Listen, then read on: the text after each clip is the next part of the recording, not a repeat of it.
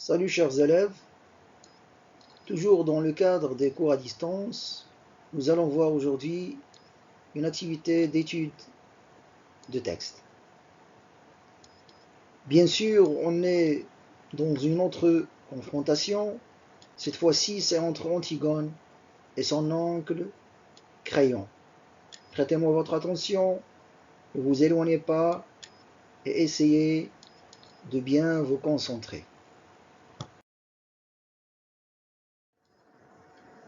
Donc, suivant l'approche méthodique, on commence par la situation du passage.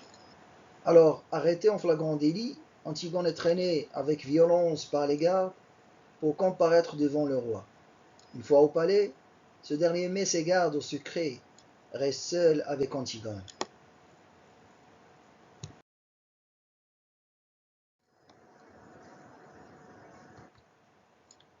Identification du passage. Toujours on commence par le genre comme on a déjà fait durant toute l'année. Alors le genre, c'est extrait d'une tragédie moderne et le type, c'est un texte dialogué où on a bien sûr l'argumentation, alors elle est argumentative.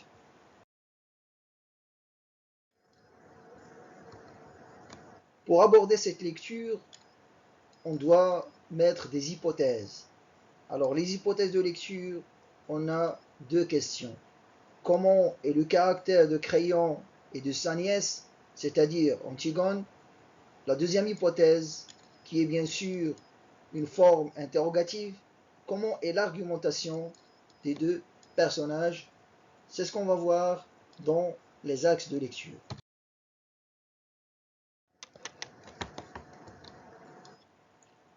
Quatrièmement, les axes de lecture. Alors, comme premier axe, on a deux caractères opposés en duel, c'est-à-dire deux caractères qui ne sont pas les mêmes et en même temps, ils sont des ennemis. On commence par le personnage de Créon. Au début, Créon se montre plus tendre, plus protecteur avec sa nièce, mais sa véritable intention était de la persuader afin de renoncer à son projet, d'enterrer son frère et de l'obliger à passer à l'acte criminel. Car, juste après, il lui avoue: nous ne sommes pas tendres les uns envers les autres.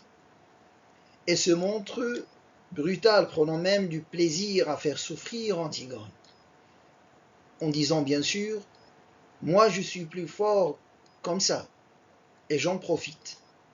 C'est un roi tyrannique, à la politique odieuse, prêt à tuer. On gueule en ordre et on tire dans le tas, sur le premier qui s'avance. Et tout cela pour préserver l'ordre de Thèbes.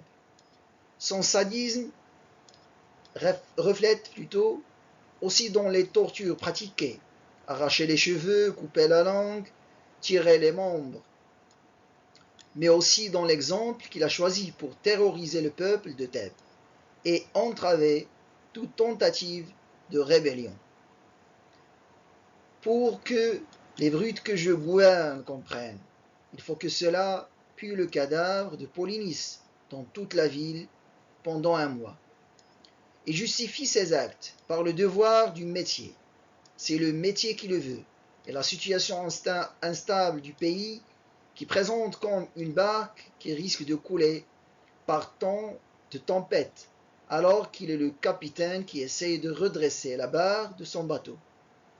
Il se compare aussi à Édipe, mais un Édipe pragmatique et réaliste, différent par un passé sans histoire et par sa famille non maudite.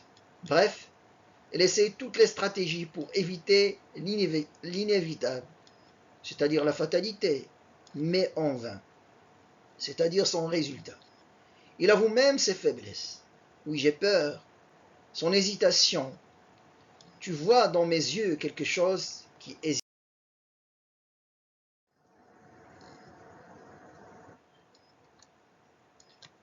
Deuxième chose, on va voir le personnage d'Antigone. Antigone est forte par ses croyances et ses idéaux. Le devoir religieux familial, personnel lui tient tête avec courage et ténacité, mais aussi avec conscience de son destin. C'est-à-dire qu'Antigone, il essaye d'avance qu'il va mourir à la fin. Je suis là pour vous dire, non et pour mourir. Son sentiment de liberté et de supériorité face à Créon la pousse à le mépriser. Vous êtes odieux à se moquer de lui. Je ris, Créon, je ris, et même à l'insulter. Pourquoi? Parce qu'il a employé tout simplement le mot cuisinier.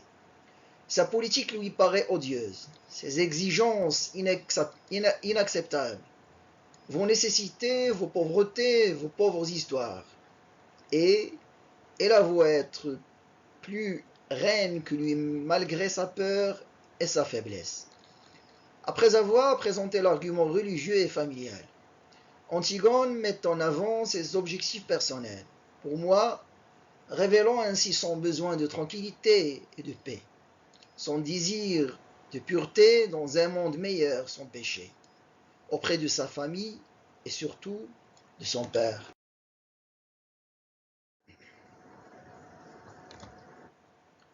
Alors, troisième élément, le duel entre les deux protagonistes, c'est-à-dire les deux héros.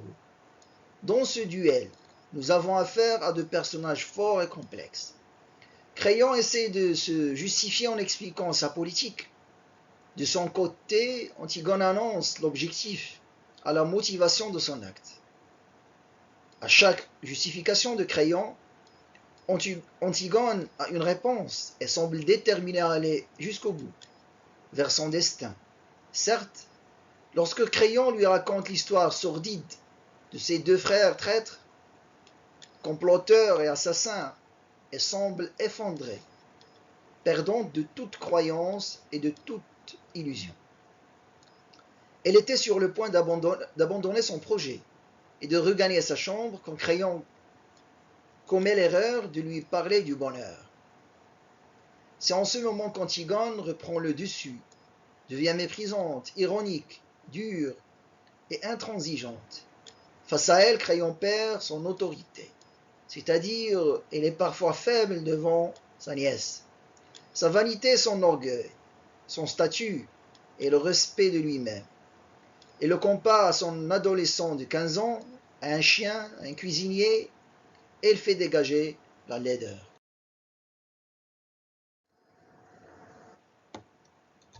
Alors pour synthétiser cette première partie, on peut dire que le caractère d'un roi tyrannique face à une princesse entêtée et impulsive.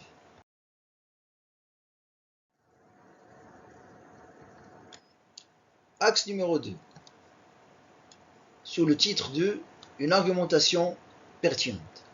Alors comme vous constatez, on a essayé de faire un assemblage des arguments de Créon et d'Antigone pour essayer de clarifier comment sont les deux personnages, comment sont les intentions de, bien sûr, ces deux antagonistes, etc.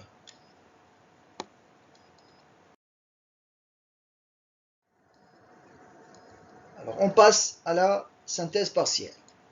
On peut dire de cet axe que l'argumentation qu'on a est une argumentation convaincante, mais fatale.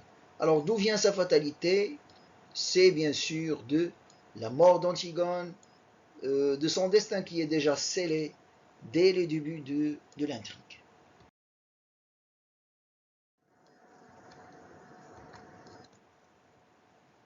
Alors, synthèse.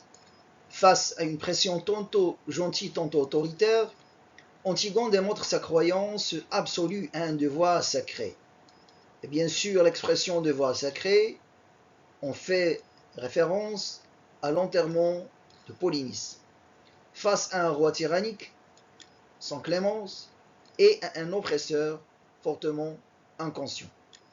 Comme cela, on a essayé, bien sûr, de construire une idée générale sur la confrontation entre Créon et Antigone, tout en se focalisant sur les deux personnalités, leur opposition et aussi les arguments donnés par ces derniers. Je vous souhaite bonne continuation de cours et à bientôt.